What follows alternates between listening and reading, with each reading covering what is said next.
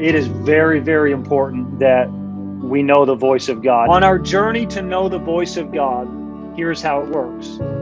The Lord will come and introduce himself to us in times of devotion, in times where we are seeking him.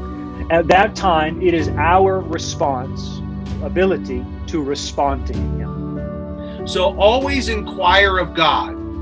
Ask God as many questions as you want. He wants to answer, but we sometimes just don't ask. And as you get in the presence of God, the Spirit of God will begin to move upon you, and you're going to begin to see some things, to hear some things, and I encourage you to write it down. It gets easier and easier to be able to have confidence that you have heard the voice of God in a situation. Learn his voice. Don't have fear.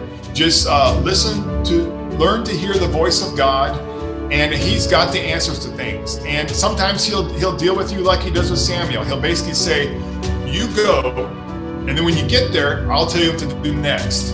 So remember to ask of God, ask him many questions until you understand, so that you can relay that understanding to people, and it will help people. We need to treat hearing the voice of God like it is the most important thing that we do, because it is. If you cannot hear the voice of God, if you're not certain about his voice in your life, everything will be able to blow you astray. Everything will confuse you, and it will distort your path, and it will knock you off track. So you can ask God specific and direct questions. God, what are you getting ready to do in my life?